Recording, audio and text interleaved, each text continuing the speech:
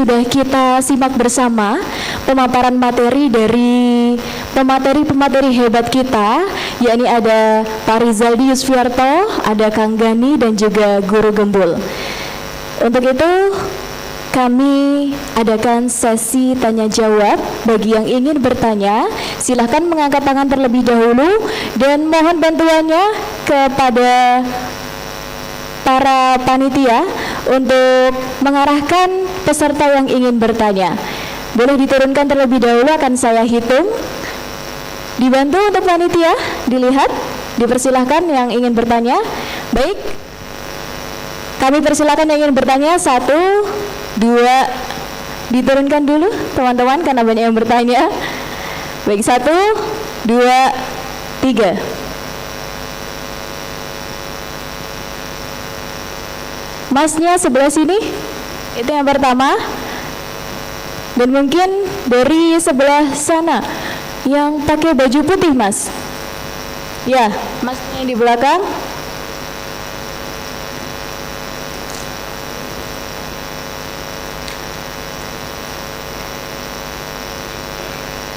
Baik, kami persilahkan bagi yang ingin bertanya. Cik. Baik. Assalamualaikum warahmatullahi wabarakatuh. Perkenalkan Baraya. Nama saya Muhammad Ridholaya dari program studi Manajemen Keuangan Syariah. Baik, ada beberapa hal yang ingin saya sampaikan kepada Pak Guru Gembul. Yang pertama, saya sudah curiga kepada Bapak. Semenjak kehadiran Bapak di medsos sekitar 5 tahun yang lalu, ternyata beliau ini bukan orang sembarangan, teman-teman. Dan saya salut juga dengan beliau. Belakangan ini beliau telah berani memenuhi undangan untuk datang ke Robitoh Alawiyah. Dan itu solo versus squad. Dan beliau menyampaikan apa yang seharusnya diluruskan. Dan dengan ini saya berani bilang kalau Pak Guru Gembul ini adalah seorang pencerah. Baik, yang kedua, saya ingin bertanya ya Pak. Melihat kondisi bangsa kita sekarang, seberapa besar peluang bangsa kita untuk mencapai Indonesia Emas 2045? Dan mungkinkah Indonesia Emas 2045 tercapai, gitu Pak. Baik, yang terakhir, saya mau minta tolong kepada panitia. Nanti saya mau minta foto bareng Pak Guru Gembul. Oke. Ya, sekian pertanyaan dari saya. Terima kasih. Wassalamualaikum warahmatullahi wabarakatuh.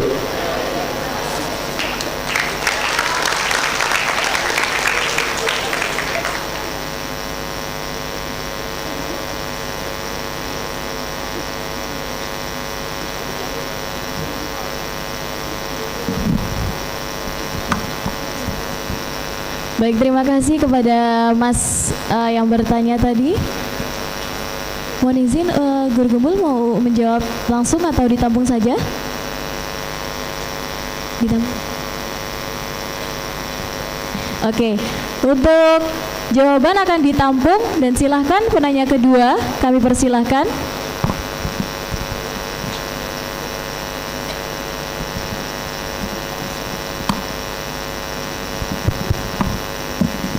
Assalamualaikum warahmatullahi wabarakatuh. Nama saya Alza. Saya dari UIN Sunan Kalijaga.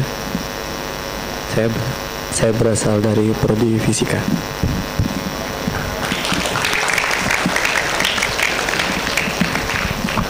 Sebelumnya saya mau mengapresiasi Guru Gembul karena telah datang pada acara kali ini. saya cukup terkesan ya dengan guru gembul yang mau mengedukasi anak-anak seperti kita, terutama Gen Z, dan terutama kepada Fakih Adriansyah karena beliau itu otaknya sudah pembusukan. Ya, makasih guru gembul. Ya. Malu.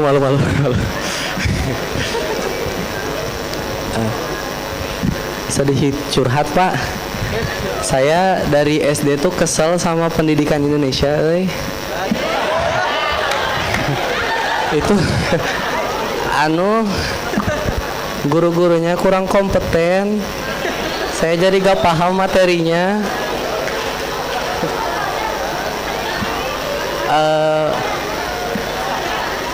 Bapak mohon maaf. Sebelumnya Bapak kan guru ya. Metodologi apa yang Bapak pakai, yang Bapak implementasikan terhadap siswa Bapak dalam mengajar? Itu pertanyaan saya. Terus mau titip salam Pak.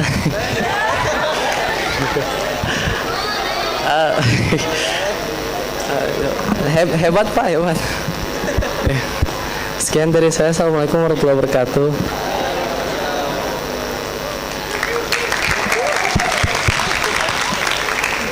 Baik, terima kasih. Kami persilahkan bagi satu orang penanya lagi, kalau bisa bertanya ke selain guru gembul atau ketiga belah pihak pembicara kita.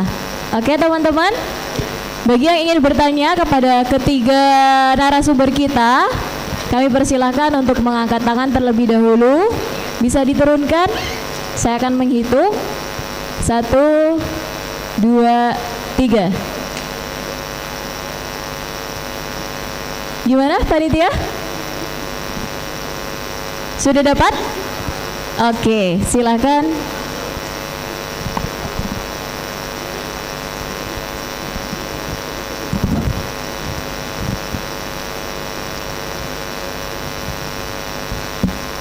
Bismillahirrahmanirrahim.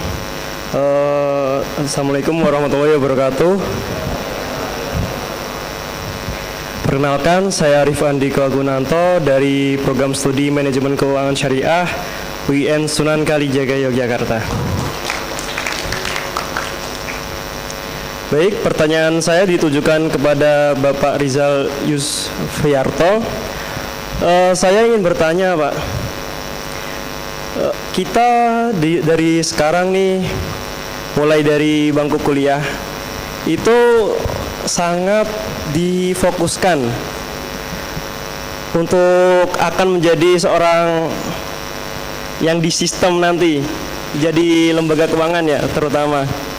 Terus bagaimana sih caranya kita sebagai mahasiswa untuk bisa mulai dari sekarang keluar dari sistem tersebut dan bisa mungkin lebih maju ya dari pendidikan yang sebelumnya. Terima kasih. Wassalamualaikum warahmatullahi wabarakatuh.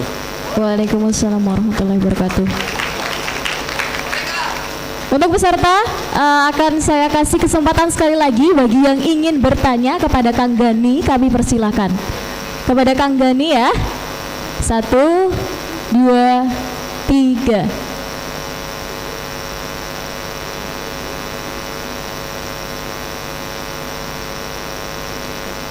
Baik, kami persilahkan. Cek. Bismillahirrahmanirrahim.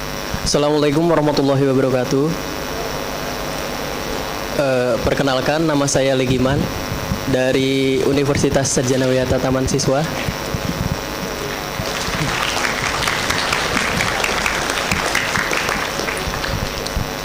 Di sini saya mau bertanya, di zaman sekarang kan banyak banget kriminalitas yang melibatkan anak muda, seperti contohnya mungkin pembegalan, narkoba, dan lain sebagainya. Sedangkan jika kita melihat bahwa negara kita adalah negara yang paling religius, banyak di negara kita menganut agamanya. Lalu pertanyaan saya, apakah agama telah kehilangan fungsinya sebagai pedoman hidup dan pengembangan karakter Gen Z sekarang ini? Terima kasih. Baik, terima kasih.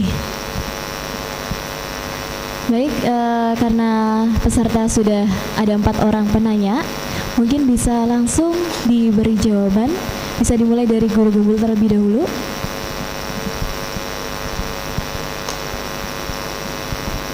Mik, panitia mik. Oke, saya mencatat pertanyaannya. Tapi saya pengen jawab pertanyaan yang kedua dulu. Gimana metodologi atau metode untuk mengajar di zaman sekarang?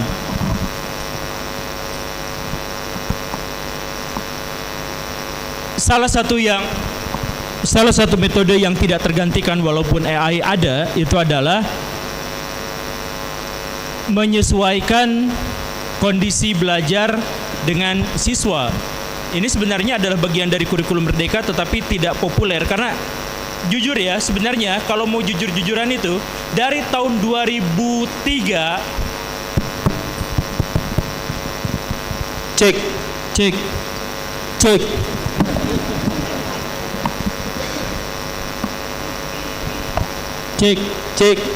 ya, dari tahun 2003 kalian tuh sebenarnya belajarnya nggak usah lagi kayak yang kemarin-kemarin itu.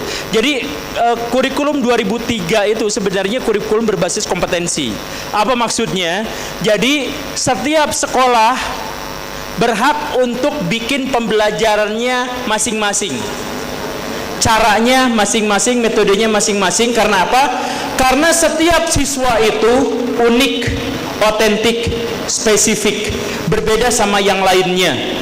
Jadi metode belajar, tidak ada satupun metode belajar yang cocok untuk semua orang.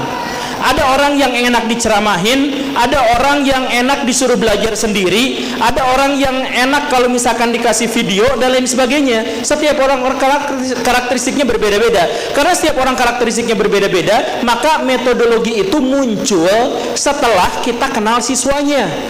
Salah satu masalah di Indonesia adalah biasanya sekolah-sekolah itu nawarin, ini kurikulum kita gini loh, ini metodologi kita gini loh, dan lain sebagainya. Padahal mestinya dibalik. Siswanya kayak gimana, kita analisis, oh harusnya metodenya begini. Jadi sebenarnya di Indonesia banyak yang kebalik. Nah, sebenarnya dalam kurikulum Merdeka itu ke arah sana, karena memang sudah dirintis tahun 2003. Misalkan di sini, cowok sama cewek cara belajarnya beda nggak? Beda banget. Tapi dipaksain belajar dengan cara yang sama. Makanya SD dan SMP ranking satunya biasanya cewek. Biasanya. Terus pas SMA terus kuliah, biasanya yang ranking satunya jadi cowok. Kenapa? Karena metode belajarnya sama ditekankan seperti itu, sehingga waktu SD dan SMP cewek yang lebih cocok dengan karakter belajar seperti itu, sedangkan pas kuliah itu lebih cocok ke cowok. Misalkan, nah ini sebenarnya diskriminatif. Karena apa? Karena akhirnya cewek di usia kuliah dan sebagainya gagal bisa bersaing dengan cowok. Jadi nanti lapangan pekerjaan juga gagal bersaing dengan cowok. Sebaliknya, waktu kecil cowok tuh tukang mabal, tukang main bola di jam istirahat. Pas sudah masuk pelajaran, ngos-ngosan, keringetan, bau busuk. Sedangkan ceweknya masih wangi-wangi, kan kayak gitu. Akhirnya dia mencatat dengan baik, dia stamina belajarnya masih tinggi. Nah, kenapa seperti itu? Karena pembelajaran tidak disesuaikan dengan kondisi anak, tidak disesuaikan dengan kondisi sekolah. Jadi, metode apa yang sebenarnya saya gunakan di sekolah itu, saya lihat karakter anaknya, kemudian kita belajar sesuai dengan apa yang mungkin bisa dia capai. Jadi kalau misalkan ada 10 soal, kemudian saya kasihin ke semuanya, kemudian semuanya benar 9, maka nilai di saya tuh ada yang nilainya 10, ada yang nilainya 7. Walaupun semuanya benernya 9, salahnya 1. Karena apa? Karena karakteristik orang untuk menghadapi soal sebenarnya juga beda-beda. Begitupun dengan pembelajaran dan sebagainya. Ada anak yang jago di dunia olahraga tapi kurang jago di matematika. Ada kan? Ada. Ya sudah, kita sesuaikan kondisinya dengan seperti itu. Gitu. Jadi metode itu sebenarnya ngikutin pada siswa belajar. Itu yang pertama. Kemudian pertanyaan yang kedua, soal salam dan lain-lain, oke ya. Kemudian tadi penjelasan bahwa saya pencerah dan sebagainya itu hoax ya, karena muka saya gelap.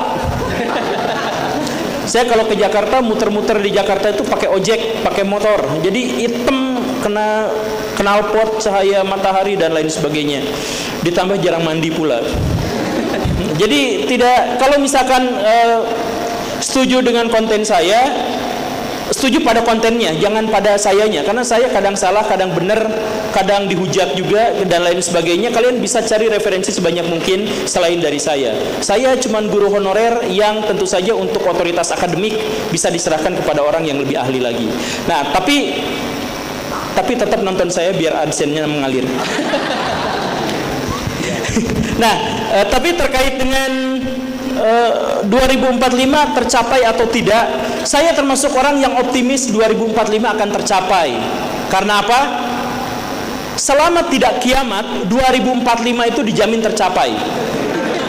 Indonesia emas. Karena yang dimaksud dengan Indonesia emas bukan berarti Indonesia pada waktu itu maju. Indonesia emas itu artinya Indonesia ulang tahun emas. Ulang tahun emas untuk negara itu 100 tahun. Kalau untuk pernikahan 50 tahun. Nah, itu disebutnya Indonesia emas, itu maksudnya 2045 100 tahun setelah proklamasi kemerdekaan oleh Bung Karno dan Bung Hatta. Begitu. Apakah Indonesia maju pada tahun itu? Kalau trennya seperti sekarang gak akan tercapai. Kalau trennya sekarang. Karena apa? Karena sekarang pertumbuhan ekonomi Indonesia tetap di atas 5%, tapi semakin mengandalkan sumber daya alam. Batu bara, sawit, dan sekarang nikel. Padahal seharusnya kalau Indonesia mau jadi negara maju, maka Indonesia itu sekarang sudah bisnis di ruang jasa. Di antaranya adalah jasa digital. Sekarang Indonesia nggak ada di situ. Indonesia adanya di sumber daya alam. Negara yang terjebak pada sumber pendapatannya adalah sumber daya alam, kecil kemungkinan dia akan merangkak pada level berikutnya.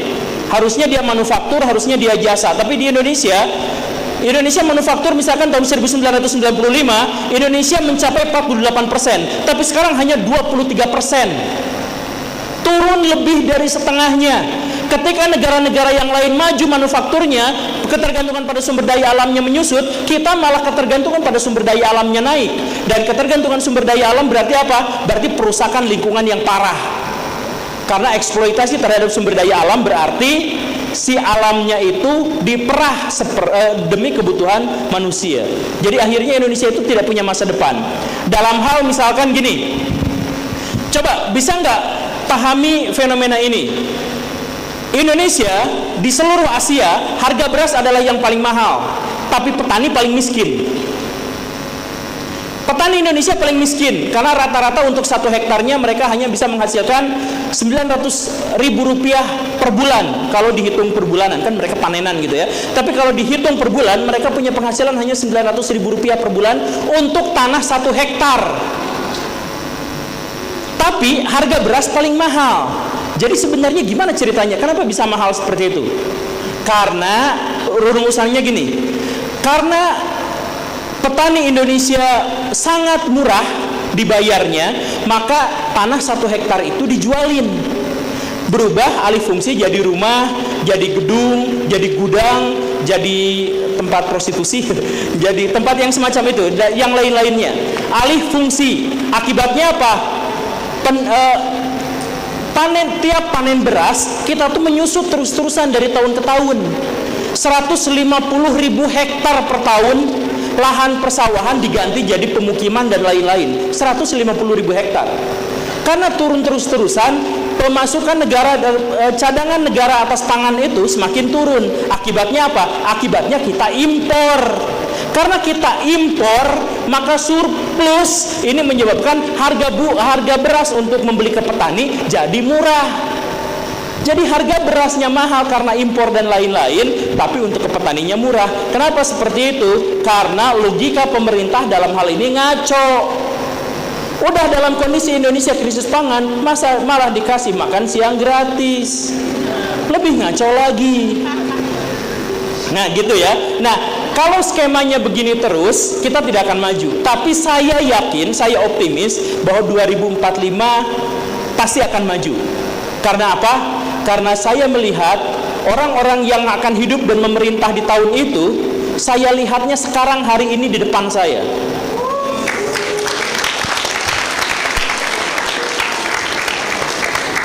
Dan saya yakin kalau misalkan ada di antara kalian tadi yang mengatakan bahwa tercerahkan dan lain sebagainya, wujudkan itu di masa depan. Kenapa saya bisa optimis begitu? Karena gini, waktu saya ke Cina 20 tahun yang lalu, Cina tuh miskin, jelek, pendek, pesek, belek, bau kelek. Negara dengan polusi tertinggi di seluruh dunia, sampah tertinggi di seluruh dunia, kemudian industri dengan energi merah terbesar di seluruh dunia, kemudian orangnya paling jorok di seluruh dunia, turis-turis mereka adalah yang paling dapat bintang 1 di seluruh dunia, semuanya jelek. Di Cina itu, bahkan ada anak bayi kegeleng di jalan, dilindes sama mobil, itu diabaikan sama orang lain. Sampai dilindes 8 kali dan dibiarkan. Karena apa? Mentalnya di Cina itu benar-benar bobrok pada waktu itu. 20 tahun kemudian sekarang mereka nakut-nakutin Amerika Serikat. Setiap 1 tahun yang dilewati di Cina itu berarti 1 armada yang dimiliki oleh seluruh Inggris mereka ciptakan dalam waktu 1 tahun. Maka dalam waktu 5 tahun atau 10 tahun dari sekarang mereka akan sama kuat atau lebih kuat daripada Amerika Serikat. Maka perang dunia 3 dalam skenario ini akan terjadi antara tahun 2027 sampai 2037 karena Amerika Serikat harus membendung hegemoni Cina, sebab kalau tidak mereka yang akan ditikam belakangan. Nah, makanya Indonesia maju karena ketika mereka berdua perang, kita yang nanti akan menikmati hasilnya. Bukan gitu. Maksud saya adalah sekali lagi ya, Cina bisa bertransformasi dalam 20 tahun. Selama kita menemukan formulasinya, maka kita dalam 20 tahun, berarti 2044 sejak sekarang ya, kita akan menjadi negara besar sama seperti Cina nakut-nakutin Amerika Serikat sekarang. Bisa nggak kayak gitu? Bisa. Dan apa formulasi yang harus kita temukan sekarang? Kejujuran. Orang Indonesia nggak kalah pinter, orang Indonesia nggak kalah potensial, sumber daya alam kita banyak, sumber daya manusia kita banyak. Satu-satunya masalah di Indonesia yang menjadi biang dari segala kebobrokan yang terjadi di Indonesia adalah ketika orang-orangnya tidak jujur, tidak amanah. Mereka mau jadi PNS, mau jadi guru, mau jadi pejabat, mau jadi birokrat, nyogok duluan. Dan akhirnya ketika mereka menjabat, mereka merusak ekonomi Indonesia, menghasilkan kebijakan-kebijakan yang ngaco. Dan setiap ada inovasi-inovasi dihalangi karena menghalangi bisnis mereka. Mafia-mafia bejat itu ada di Indonesia. Dan mafia-mafia itu artinya apa? Tidak amanah, tidak jujur. Kalau kejujuran dan amanah itu menjadi pola umum di Indonesia, saya yakin 100% bahwa di tahun 2044 Indonesia akan mengencingi Cina dan akan ngobok-ngobok Amerika Serikat. Dan kata-kata saya ini harus dibuktikan sama kalian nanti di masa depan. Terima kasih. Baik, terima kasih Guru Gembul atas jawaban yang telah disampaikan dari pertanyaan teman-teman peserta. Untuk selanjutnya kami persilahkan kepada Pak Rizaldi Yusfiarto untuk berkenan. Oh baik. Baik. Kami persilahkan Kang Gani. Cek. Oke, pertanyaannya seputar kriminalitas begal narkoba. Apakah agama telah kehilangan kehidupannya atau hakikatnya? Agama yang Akang atau Mas tadi pertanyakan itu bukan agama dalam definisi atau makna sesungguhnya. Agama yang Akang atau Mas tadi pertanyakan itu pasti dalam konteks ritual atau bahasa lainnya ubudiyah gitu ya. Kenapa sholat itu, kenapa banyak orang yang sholat tapi masih mencuri, masih ngebegal, masih misalnya berbohong, masih tidak fokus, kalau tadi kata Pak Guru, masih tidak disiplin dan sebagainya. Padahal dia religius, padahal dia melakukan amalan-amalan ritual ke atas bahasa agamanya, misalnya hablum minallah, melakukan amalan-amalan ubudiyah.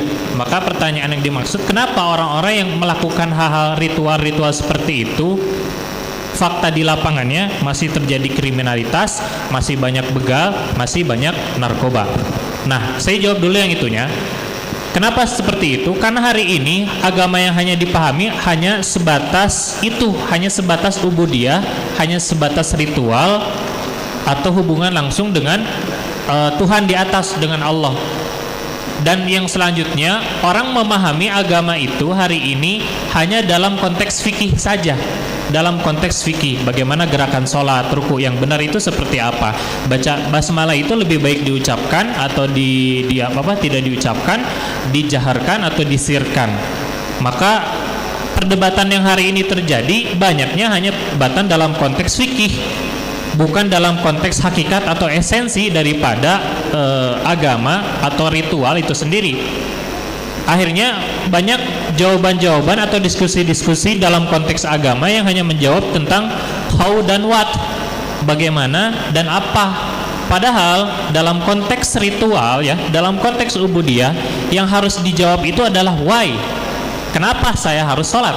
Kenapa saya harus melakukan ritual A, ritual B, ritual C? Kenapa saya harus berubudiyah? Kenapa saya harus berhamba menghamba? Itu adalah dalam konteks ilmu, itu adalah akidah gitu ya.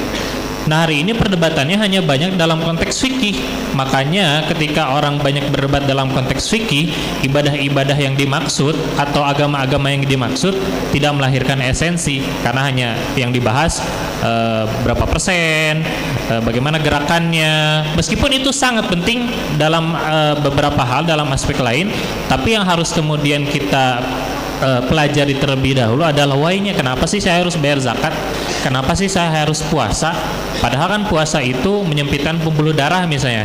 Dan setan itu dalam konteks ini misalnya, setan itu tempat tinggalnya kalau di dalam diri manusia di pembuluh darah, dan puasa menyempitkan pembuluh darah misalnya. Harusnya ketika seseorang yang berpuasa itu dia bisa menahan hawa nafsu. Tapi banyak orang yang kemudian saum puasa masih pula orientasinya misalnya hawa nafsu, seksual dan lain sebagainya. Maka orang dalam konteks puasa hanya berdiskusi tentang kapan kita bisa buka, kapan kita harus misalnya sholat subuh, kapan kita harus sholat qiyamul lail dan sebagainya, bukan tentang akidah atau alasannya. Maka ketika perdebatannya berputar di fikih, ibadah yang dimaksud, agama yang dimaksud tidak akan pernah melahirkan esensi, hakikat atau makna atau tujuan daripada agama tersebut. Yang selanjutnya, agama harusnya definisi selanjutnya harus kita pahami, agama itu bukan ritual, bukan ubudiyah, tapi agama itu satu sistem yang komprehensif yang itu bisa mengatur urusan kehidupan manusia. Maka ketika itu kita pelajari, ketika kita itu praktekkan, amalkan atau perjuangkan seminimal-minimalnya dalam aspek diri sendiri dan keluarga, maka urusan-urusan setelah diri dan keluarga menurut ya insya Allah akan kemudian ibaratnya sistemnya terjaga dengan otomatis. Jadi perjuangkan supaya dirinya dulu bisa tidak kriminal. Bahkan itu kan terlalu ekstrim kalau bicara kriminal. Seminimal-minimal misalnya tadi, perjuangkan diri saja dulu supaya kita bisa fokus misalnya dalam konteks belajar, bisa disiplin dalam konteks membagi-bagi waktu, bisa kemudian berkata baik diri saja dulu, kemudian setelah diri urusan-urusan itu beres, perjuangkan dalam konteks keluarga juga, keluarga biologis maupun keluarga ideologis. Misalnya ada keluarga-keluarga ideologis yang tergabung dalam satu himpunan, satu organisasi, satu lembaga dan lain sebagainya. Maka perjuangkan dulu aturan-aturan itu supaya diri sendiri tidak berbuat kriminalitas, supaya keluarga-keluarga itu tidak berbuat kriminalitas. Pada akhirnya entitas yang selanjutnya, aspek selanjutnya dalam yang lebih luas yaitu komunitas, itu dia akan terbentuk otomatis, tersistem otomatis supaya mereka tidak berkriminal, tidak terjebak dalam begal, tidak terjebak dalam narkoba. Mudah-mudahan itu bisa menjawab sedikit dari pertanyaan dari Akang tadi. Baik, hatur nuhun Kang Gani atas jawabannya. Untuk yang terakhir kami persilakan Pak Rizaldi untuk berkenan menjawab. Ya, terima kasih Mbak Titania ya. Tadi dari mahasiswa MKS ya. Kemarin kita baru ujian ya. Saya kaget juga. Wah, ternyata keren juga nih. Kenal saya. Karena saking banyaknya mahasiswa Pak Guru sama Ustadz ya. Jadi kadang-kadang kita nggak bisa mengenali satu persatu ya. Oke, terkait dengan sistem ya. Bagaimana cara keluar dari sistem ya? Sebenarnya kalau saya harus jawab yang objektif ya, saya nggak akan bisa jawab ya. karena saya juga am the part of the system ya. Saya PNS ya, ASN. Saya juga nggak berani nih ngomong sembarangan, ada kamera depan saya ya, nggak berani saya. Jadi dan secara historical cuma ada 3% di seluruh dunia yang bisa keluar dari sistem ya, bahkan mereka user ya, seperti yang saya katakan tadi. Jadi mungkin saran saya simpel aja sih teman ya, artinya teman-teman perlu melihat part-part yang merupakan bagian niche ya, ceruk-ceruk. Jadi satu bagian full sistem itu kan biasanya dia ada retakan tuh ya, ceruk kecil. Nah coba lihat gitu teman. Contoh ya, literasi Indonesia itu kecil banget. Ya teman-teman coba baca yang banyak, itu udah keluar dari sistem tuh. Ya, karena saingan teman-teman nggak baca, sesimpel itu ya.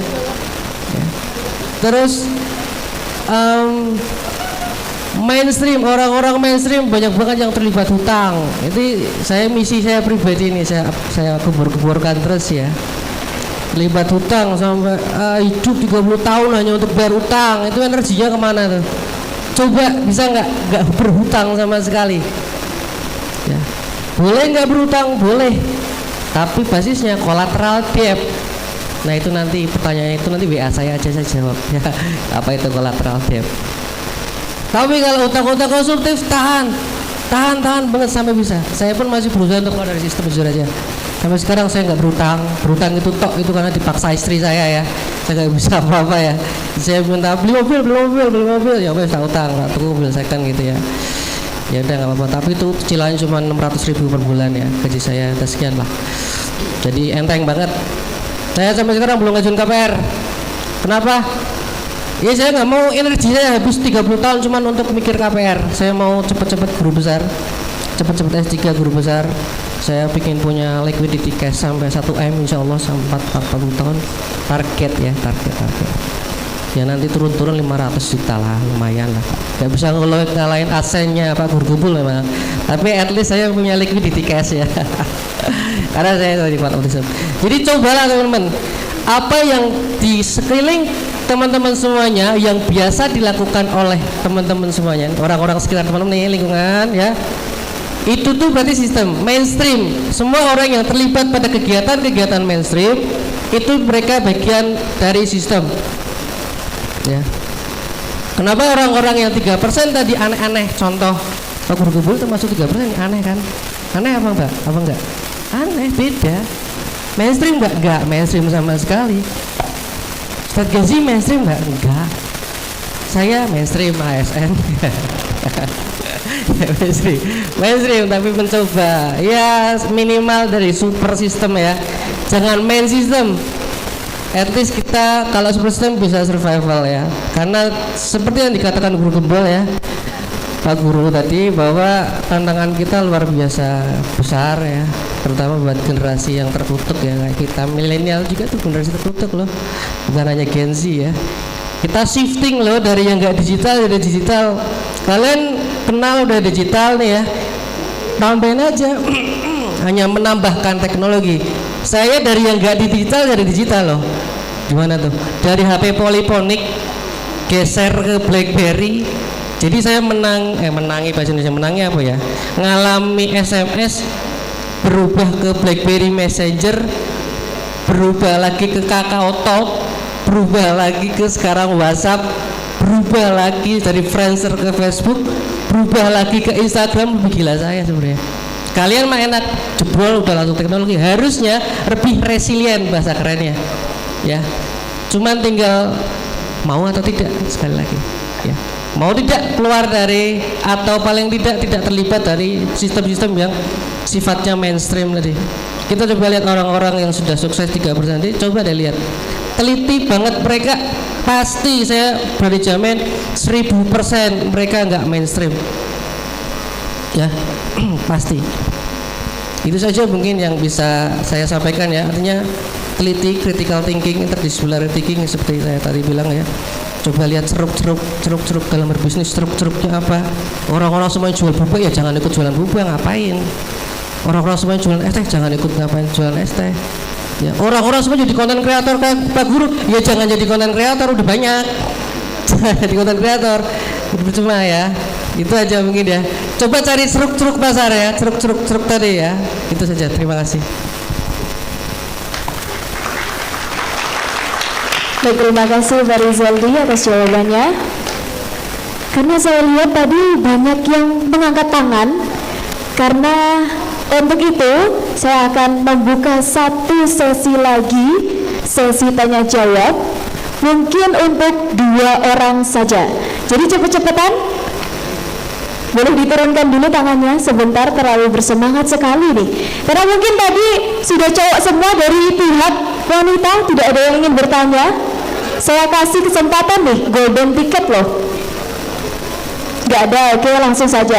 Diturunkan dulu mas, panitia bisa dibantu. 1, 2, 3. 2 orang silahkan panitia. Sudah? Baik, kami persilakan untuk bertanya. Oh, satu lagi. Oke, ulangin ya. Diturunin dulu. Sebentar, sabar. 1, 2. Yang belakang udah angkat tangan nanti di diskualifikasi loh. 1, 2, 3.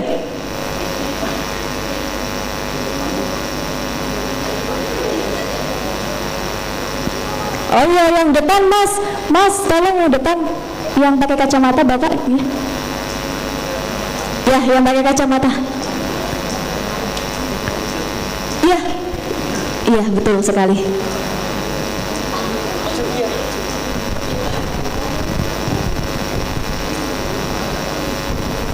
Monggo kami persilahkan untuk bertanya. Assalamualaikum warahmatullahi wabarakatuh. Waalaikumsalam warahmatullahi wabarakatuh. Perkenalkan, nama saya Adi. Saya dari Bandung, dari kota yang sama dengan Pak Guru, dengan Kang Gani. Saya mau bertanya langsung ke tiga-tiganya, ke Pak Guru, ke Mas Rizaldi, sama Kang Gani. Saya mau ke Pak Guru dulu. Kan tadi dibilang masalah tentang ini ya, guru-guru itu gak mau misalkan muridnya itu ngajarin tentang hal yang digitalisasi, kayak ngerasa dicurangin dan sebagainya gitu. Saya tuh jadi ingatnya dulu juga waktu masih tinggal di Bandung tuh ada salah seorang gitu yang cerita ke saya tuh kayak gini, guru saya itu ngelarang saya gitu untuk mempelajari digitalisasi apapun lah, internet dan sebagainya gitu, karena nggak ada pada zaman Nabi katanya gitu. Itu lebih aneh lagi gitu. Dan kebetulan yang bersangkutan itu kan kawan saya juga ya, sekolah di salah satu sekolah Islam di Bandung lah gitu. Jadi buat apa gitu, karena memang nggak ada pada zaman Nabi gitu. Nah itu yang terjadi gitu kan. Terus kalau misalkan pandangannya berbeda, nanti langsung disuruh keluar kelas kayak gitu, kita harus ngikutin gurunya gitu. Padahal waktu itu kurikulumnya udah masuk kurtilas gitu kan. Itu aneh banget itu gitu. Itu ya itu apa ya, saya pertama untuk minta tanggapan dari Pak Guru terkait dengan apa ya, dengan masalah tentang keterbelakangan berpikir gitu, karena kan kita juga hidup udah di era yang serba canggih gitu kan, walaupun memang tantangannya adalah bahwa ada sesuatu yang mungkin kita nggak bisa kontrol gitu, karena ternyata AI itu mampu untuk menurunkan Turnitin dalam sebuah parafrase gitu kalau dalam tugas gitu kan. Jadi kalau misalnya dosen-dosen misalnya nyuruh mahasiswanya mengerjakan tugas, misalnya bikin artikel atau apa, atau bikin makalah gitu kan, nanti mahasiswa mengakalinya supaya nanti biar dicek sama Turnitinnya mengalami penurunan gitu, biar nggak ketahuan ini ya, caranya dengan ChatGPT, nanti ChatGPT dimanfaatkan itu untuk itu gitu. Nah itu masalahnya, itu satu. Terus yang kedua adalah ke Kang Ganinya. Jadi saya tuh sering melihat gitu di Instagram itu terkait dengan apa ya, permasalahan ya anak-anak Gen Z yang jadi kriminal gitu kan, karena kota Bandung tuh kan ada XTC, ada Briges gitu kan, ada yang kayak begitu-gitulah gitu. Nah terus mereka itu apa, bahkan ada juga begal-begal dan sebagainya di sana gitu, yang dimana mereka justru memviralkan tindakan mereka gitu. Jadi mereka itu misalnya mau ngerampok, misalnya mau ngebegal tuh direkam gitu kan. banyak gaya lah istilahnya mah kayak gitu. Nah itu gimana tanggapannya gitu. Sama yang terakhir ke ini Mas Rijadi gitu. Wah, kalau pikiran pendek saya tuh mungkin ya kalau zaman saya masih kuliah dulu gitu, apa ya, kalau masalah tentang kok ini gimana cara untuk keluar dari sistem gitu, karena kan ternyata usaha-usaha tuh masih yang sifatnya mikro, nggak kecil dan menengah gitu. Ya saya dulu mungkin kalau masih zaman kuliah ya jawabannya ya ini revolusi gitu, insurreksi ya kayak gitulah, itu belajar marxisme, anarkisme yang kayak begitulah gitu. Nah kalau misalnya pandangan dari Mas Rijadi gitu kan, kalau misalkan memang caranya adalah dengan ya kita misalnya mau pelajari tentang pemikirannya out of the box ya gitu ya, pemikiran kreatif gitu, apalagi kan saya juga punya kawan di Bandung yang memang concern di ranah design thinking dan sebagainya gitu, untuk bisa menjalankan usaha berbasis digital tentunya dan juga mendasarkan kepada pemikiran kreatif. Itu aja sih dari saya gitu. Terima kasih. Baik, terima kasih. Kami persilakan penanya kedua. Assalamualaikum warahmatullahi wabarakatuh. Perkenalkan, nama saya Zaki Mustafa. Saya dari Prodi Manajemen Universitas Dahlan. Yang saya tanyakan kepada Pak Guru Gembong ya Pak. Di sini tadi Bapak kan tentang bicara tentang era digital ya Pak. Gimana tanggapan Bapak? Jadi gini Pak, kalau di pondok itu Pak, di pondok kan kita yang masuk itu dari satu SMP ya Pak, dari satu SMP, dan biasanya modern itu teman-teman kita kan dituntut harus langsung SMA juga Pak. Jadi setelah SMP langsung SMA terus ngabdi kalau modern itu ya Pak. Selama kita masuk itu kan kita nggak boleh ya Pak, dimana kita pegang HP dan alat-alat elektronik yang lainnya. Sedangkan tadi menurut Bapak, kalau misalkan kita terus-terusan nggak mengenal yang namanya era digital, itu kan kita bakalan ketinggalan ya Pak. Sedangkan selama kita di pondok itu teman-teman, kita kan informasinya melalui ustadz ataupun asatidz ya Pak. Ada informasi penting tentang di luar tuh asatidz yang menyampaikan di kelas, asatidz lagi yang menyampaikan di kelas, dan forum-forum ilmiah yang lainnya. Tetapi kan ketika kita pegang HP itu Pak, itu cuman kita lagi waktu liburan aja. Liburan pun nggak lama, sebulan sampai 2 bulan, itu hanya 1 minggu bahkan sampai 2 minggu. Dan menurut saya itu Pak, kayak kita lumayan nggak terlalu mengenal digital, bahkan sampai kalau misalnya kita ke mall dan lain-lain itu bayar melalui ini, melalui itu, kita udah ketinggalan gitu.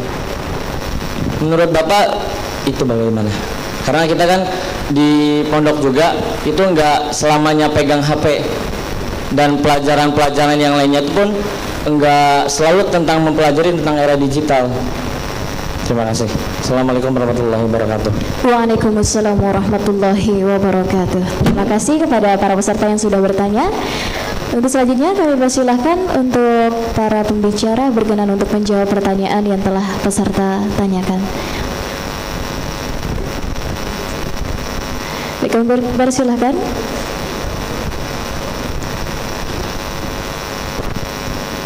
Tes. Baik, terima kasih Bapak. Bapak sinten nggih? Bapak siapa? Tadi yang bertanya ya. Pak Adi. Iya Pak. Salam kenal ya Pak. Jadi memang ya tadi ya yang sudah saya sampaikan bahwa berpikir kreatif itu sebenarnya belum tentu juga Pak ya. Artinya belum tentu juga dia bisa keluar dari sistem ya. Karena kreativitas itu hanya ada pada IT kan ya. Tapi seringkali mahasiswa itu Pak, saya itu sering banget mendampingi mahasiswa itu untuk lomba Pak. Itu mereka kalau mahasiswa FEB itu sering banget juara Pak. Enteng lah ngalahin UGM itu, saya sama teman-teman mahasiswa itu gampang lah ya. UGM nomor 1 kan ya. UI itu kita injak-injak itu ya. Ya. Serius, coba tanya tuh mahasiswa FEB, bisnis plan, riset. Masalahnya ketika suruh mengimplementasikan bisnis plan-nya 0 Pak. Nah itu dia tuh, kadang kreativitas tuh mandek diimplementasi. Contoh, teman-teman melihat sesuatu hal ceruk nih, retakan nih, mau masuk enggak, takut, cari aman aja. Nah itu tuh yang gitu-gitu ya, kayak yang ngomong ini maunya SN ya, yang aman-aman dulu baru main yang di tempat yang aman. Artinya apa-apa sih ya bentuk pensiunan lah gitu ya, kayak yang ngomong ya. Yang ngomong juga kayak gitu, takut ya, karena dulu saya mau jadi pengusaha sempat rugi berapa ratus juta lah ya, terus saya nyerah lah. buat S2 aja terus jadi dosen. Nah sekarang usaha lagi, main di saham lagi karena udah jadi dosen kan. Jadi saya mulai berani main di resiko lagi setelah saya memiliki safety net yang bagus. Ya boleh ditiru atau boleh coba langsung masuk terjun ke tadi ya cerukan tadi. At least semuanya mempunyai resikonya sendiri teman-teman ya. Baik yang langsung terjun ke cerukan maupun yang mencoba membuat safety net, artinya aman dulu, saya mau jadi profesional dulu nih, ngumpulin duit, coba bikin bisnis freelance, kalau nggak jalan ya paling tidak masih tetap ada income gitu. Terus artinya teman-teman selain berpikir kritis, ide kreatif, melihat ceruk, juga harus berani implementasi. Jadi jangan batasi pikiran-pikiran itu pada hal yang memang dapat menghalangi implementasi tadi. Karena kita sering sekali seperti itu teman. Kita itu disediakan banyak pintu rezeki oleh Allah ya, tapi kita sendiri kadang-kadang nggak mau. Maunya cuma satu doang udah. Saya maunya ini aja nih. Pintu lain tuh ya bodo amat itu. Ya seringnya gitu. Padahal ada kesempatan nggak mau masuk ya. Ada sesuatu hal yang menggiurkan, opportunity yang resikonya tinggi nggak mau masuk. Jadi gitu, itu tuh ya itu pola-pola yang disediakan pada institusi-institusi pendidikan kita memang mengajarkan untuk itu ya. Jadi jarang sekali institusi pendidikan yang mengajarkan resiko yang berlebihan ya, bahkan dianggap spekulan maisir kalau di sini ya sebutannya ya. Jadi nggak boleh haram ya. Terkait dengan revolusi saya nggak setuju ya Pak ya. Saya termasuk orang yang paling nggak setuju dengan revolusi ya. Karena revolusi itu bukan hal yang baik ya. Artinya ya tahu ya, ini idealisme saya ya. Karena merubah sesuatu hal yang sudah ada menjadi nol terus dinaikkan lagi itu effortnya terlalu besar ya. Artinya ada peluang lain yang bisa dimanfaatkan, contohnya added value bisa, atau menggunakan istilah-istilah seperti contohnya restorasi juga bisa. Karena kalau revolusi itu kan benar dihancurkan dari nol terus dibangun ulang. Nah membangun ulang itu kadang-kadang kita nggak mikir sumber dayanya ya. Sumber dayanya nggak ada, bisa jadi leader nextnya belum tentu lebih baik daripada leader yang sebelumnya. Karena kan semua orang itu memiliki pembenaran, semua orang punya idealisme sendiri-sendiri ya. Artinya yang benar menurut dia belum tentu benar menurut kami atau menurut saya. Yang benar menurut saya belum tentu benar menurut Anda. Mungkin itu saya yang bisa sampaikan ya. Terima kasih. Baik, terima kasih Pak Rizaldi. Mungkin selanjutnya Mas Gani bisa menjawab pertanyaan. Cik. Kriminalitas ya, masih tentang kriminalitas. Pendapat saya gini, Kang. Kalau ada sebuah kejahatan, keburukan, atau kezoliman katakanlah, bagaimana mencegah atau merubahnya tergantung siapa kita atau di mana posisi kita. Dan tergantung bagaimana level kriminalitasnya juga gitu. Semisal katakanlah begal, gangster dan lain sebagainya. Kita ingin mengubah kriminalitas itu, kejelekan itu, keburukan itu. Tapi kita membaca diri dulu, kita siapa. Misal kalau kita adalah seorang guru, maka kita nggak mungkin bikin gangster yang sama. Ada XTC, ada Briges, kita bikin gangster SBC atau enggak, atau apapun itulah ya. Nggak mungkin bikin seperti itu. Maka posisi kita sebagai seorang guru misalnya, maka mengedukasi, mendidik bagaimana supaya anak-anak sadar, paham akan hal-hal tersebut itu jelek, atau mendidik supaya anak-anak di bawah kita itu tidak melakukan hal-hal semacam itu. Tergantung posisi kita. Atau posisi kita misalnya kita bukan siapa-siapa, tapi kita punya channel relasi ataupun network yang bisa menjangkau orang-orang tersebut. Kita bisa misalnya menghubungi anggota-anggota dewan, atau kita bisa menghubungi anggota-anggota ormas, tokoh-tokoh tertentu yang mampu mencegah tindakan-tindakan kriminalitas tersebut. Maka lakukan itu. Kalau kita misalnya seorang konten kreator, maka serang balik kan gitu ya. Serang balik dengan konten baik. Jadi tergantung si kriminalitas itu bagaimana mencegahnya atau mengubahnya, tergantung posisi kita di mana. Dan sadari posisi itu. Dan harus temukan posisi itu, karena keburukan, kezaliman, kriminalitas akan selalu ada, baik dalam lingkup kecil ataupun lingkup besar. Jadi kalau ada kriminalitas dalam konteks misalnya global, geopolitik, ya kita nggak mampu kan, nggak sanggup mengubah itu. Maka ya jangan gitu. Maka carilah kriminalitas sekitar dan itu pasti ada gitu. Yang selanjutnya, konsep dalam merubah kriminalitas atau keburukan itu setidaknya ada 3 yang kemudian kalau melalui pendekatan agama misalnya. Yang pertama itu rubah dengan tangan. Rubah dengan tangan itu tafsirannya banyak banget. Bisa dengan kebijakan, hitam di atas putih, bisa dengan undang-undang, bisa dengan peraturan, ada revisi, ada A, B, C, D, sehingga kriminalitas itu bisa ditekan, bisa dihilangkan.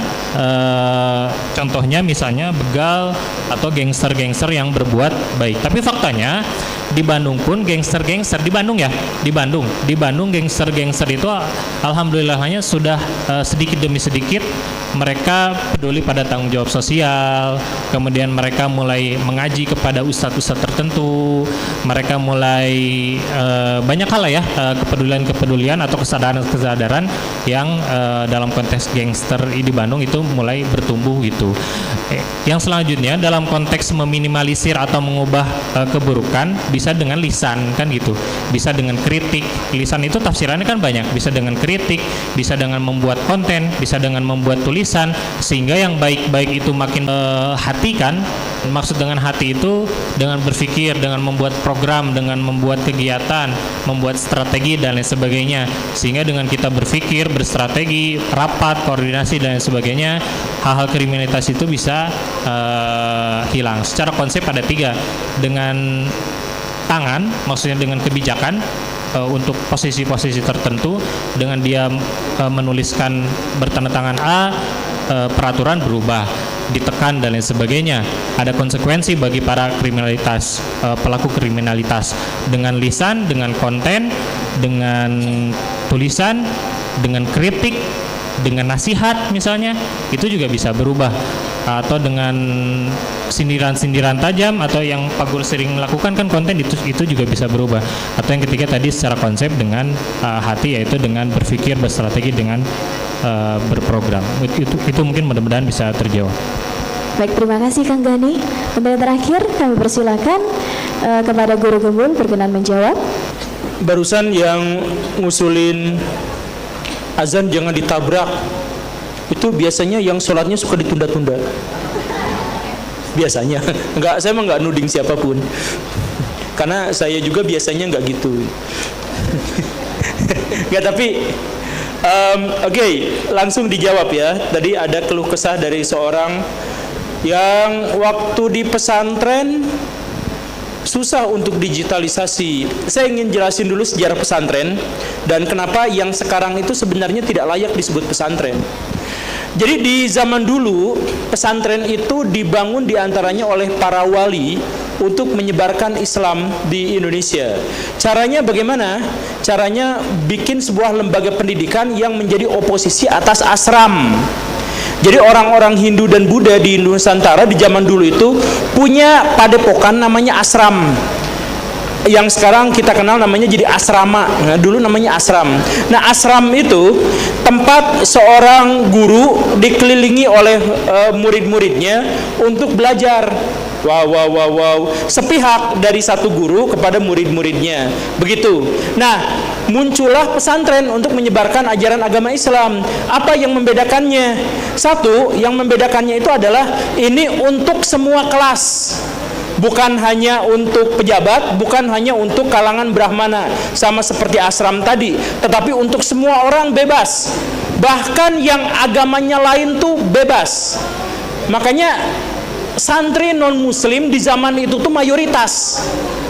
Jadi yang ada di pesantren itu mayoritas non-muslim di awal-awal kemunculan pesantren. Tapi di pesantren itulah diislamkan. Nah, sejak saat itu yang diajarkan itu apa? Yang diajarkan adalah yang tidak ada dalam ingatan, yaitu apa? Catatan. Jadi yang diajarkan di asram itu hafalan-hafalan. Nanti dihafal, ini dihafal begitu. Nah, orang-orang santri itu kebalik. Selain dihafal juga ditulis. Makanya orang-orang sarjana-sarjana barat itu menyebut Awal mula sejarah Indonesia modern itu adalah ketika berdirinya pesantren-pesantren. Karena pesantren justru adalah yang paling modern. Kemudian bagaimana cara pembiayaan di sana? Tidak bayar pesantren-pesantren di sana itu, tapi dibayarnya dengan tenaga, dengan karya. Jadi misalkan kiai itu punya lahan yang luas sebagai sawah. Nah, nanti santri-santrinya malam-malamnya belajar, siang-siangnya bertani atau beternak atau belajar silat dan lain sebagainya. Sekali lagi, banyak yang non-muslim pada waktu itu. Jadi pesantren sebenarnya adalah transformasi zaman modern di Indonesia. Seiring berjalannya waktu, pesantren mensakralkan apa yang terjadi di masa lalu. Sehingga apa? Sehingga model belajar dulu diikutin. Padahal kesakralan dari pesantren itu adalah transformasinya, perubahannya. Sekarang luar biasanya pesantren tidak berubah. Kalau dulu adalah agen-agen perubahan dan menuju modernisasi di Indonesia, sekarang justru malah tidak seperti itu. Akibatnya yang tadi itu, akibatnya belajar hanya dari satu guru, konfirmasi dari Google tidak boleh karena HP-nya tidak boleh dan seterusnya. Akibatnya apa? Saya mohon maaf ya. Jumlah pesantren di Indonesia dari tahun ke tahun bertambah, tapi santrinya dari tahun ke tahun menyusut terus-terusan. Bahkan diperkirakan dalam hitungan 10-20 tahun ke depan, santri jumlahnya hanya sekitar di bawah 1 juta orang. Karena apa? Karena oleh orang tua murid dianggap tidak bisa menjadi bagian dari zaman. Karena yang tadi itu, ketika kita sudah megang HP, megang internet, mereka tidak. Dampaknya apa? Saya mohon maaf lagi. Tapi kita mengenal, ini saya mohon maaf ya. Tapi kita mengenal di berita-berita itu, kalau guru cabul tuh banyaknya guru agama. Bener gak sih? Nah, guru olahraga sama guru agama. Saya mohon maaf, kita belum tahu statistiknya, cuman kalau di berita-berita kebanyakannya seperti itu. Kenapa? Karena mereka gagal untuk beradaptasi. Bayangkan, yang guru-guru agama sebelumnya di pesantren itu, mereka nggak pegang HP, nggak pegang nggak lihat cewek. Bagian mereka tiba-tiba mengajar, ada ceweknya, megang handphone dan lain sebagainya, meledaklah. Kemampuan mereka beradaptasi itu tidak ada. Resistensi mereka itu juga tidak ada. Sekali lagi, bukan untuk menjelekkan pesantren, tapi mungkinkah itu sebenarnya bukan pesantren, karena pesantren yang sesungguhnya adalah simbol bagi transformasi dan perubahan gitu. Nah, ini juga yang menyangkut masalah Akang yang tadi itu, yang tadi keluh kesah karena apa tadi yang oh iya, yang gurunya yang iri dengan digitalisasi sampai tidak boleh lihat HP dan lain sebagainya. Ya itulah akhirnya. Coba, orang-orang itu setelah lulus sekolah jadi apa? Gak bisa jadi apa-apa. Jadi konter HP gak bisa, kerja di peternakan gak bisa, pertambangan gak bisa. Akhirnya apa? Jadi ustadz yang ngajarin orang-orang supaya jangan belajar ilmu pengetahuan dan teknologi. Karena tidak ada lahan lain selain itu yang mereka bisa lakukan. Di Indonesia, guru-guru kurang semuanya. Guru matematika di Indonesia kurang, guru bahasa Indonesia kurang. Kecuali apa? Guru PAI. Guru PAI adalah yang paling banyak, bahkan jauh lebih banyak, berkali-kali lipat lebih banyak daripada yang dibutuhkan. Akibatnya apa? Guru agama justru yang dibayar paling murah, karena banyak yang rebutan. Akibatnya apa? Agama direndahkan. Guru agama yang harusnya ditinggikan setinggi-tingginya, ini berebut kerjaan demi mendapatkan nafkah. Karena apa? Latarnya mereka tidak memiliki kemampuan dan keahlian di satu bidang yang khas. Kemudian mereka pindah, akhirnya jadi guru PAI lagi, dan kemudian mengajarkan hal yang semacam itu. Nah, makanya pertanyaannya, apakah mereka pesantren atau tidak? Saya duga itu bukan pesantren, tapi mengatasnamakan pesantren. Atau contoh di dekat rumah saya itu ada pesantren, yang karena kekurangan dana, dia ngajarin kalau mau cepat hafal Quran, puasa dari jam 12 malam sampai jam 11 malam. Kenapa seperti itu? Ya ini tradisi kami biar cepat hafal Quran. Itu kan bid'ah, itu bukan ajaran Islam sama sekali. Tapi namanya itu pesantren. Nah, banyak yang ngajarinnya yang seperti ini, bukan pesantren tapi nyamar jadi pesantren. Makanya coba pilih-pilih pesantren itu bukan hanya gara-gara pesantren namanya labelnya Arab. Pesantren Darul Kafirun, nah misalkan yang gitu ya. Misalkan gitu ya. Pesantren Al-Homer ya, misalkan. Ya, jangan hanya gara-gara namanya bahasa Arab kemudian labelnya pesantren, jangan. Toh banyak juga pesantren itu yang justru malah juara dalam olimpiade, menghasilkan jadi ada ilmu robotiknya, banyak kan yang kayak gitu kan. Nah, mungkin itulah pesantren yang sesungguhnya, karena basic bagi pesantren itu adalah oposisi terhadap asram, oposisi terhadap pendidikan yang terlalu konvensional. Jadi dia tuh berubah mengikuti zaman, begitu ya. Nah, kalau misalkan tadi ada guru yang seperti itu, harusnya digimanakan? Harusnya digurui. Gurunya digurui. Oh, enggak dibinasakan lah. Guru itu yang tadi disampaikan oleh Akang itu mungkin adalah korban zaman. Dia mengatakan bahwa tidak usah digitalisasi karena di zaman Nabi juga tidak ada. Lah dia ngomong pakai bahasa Indonesia, ngomong sebagai guru sekolah, dan ngomong pasti dengan seragam yang dijahit yang tidak dijahit di zaman Nabi. Jadi kan sebenarnya dia ini jadi atau bagaimana untuk memahami Islam yang dari gini nih, untuk memahami Islam lihat idenya, bukan lihat perbuatannya. Ingat ya, lihat idenya bukan lihat perbuatannya. Dalam Islam ngebunuh boleh nggak? Hah? Boleh nggak boleh? Ya, membunuhnya itu belum ada hukumnya, kecuali kalau jadi menjadi hukum kalau membunuh Thanos. Nah, itu pelaku pembunuhan Thanos itu malah jadi pahlawan, difilmkan. Bukan pembunuh dan dihukumi, tapi jadi bintang film. Artinya apa? Membunuh tergantung siapa. Kalau misalkan di sini ada salah seorang yang mau meledakkan diri pakai bom misalkan, kemudian ada satu orang di antara kalian yang narik orang itu, kemudian sebelum dia mengambil pelatuknya, dia cekek orang itu sampai mati, maka pelaku pembunuhan itu adalah pahlawan.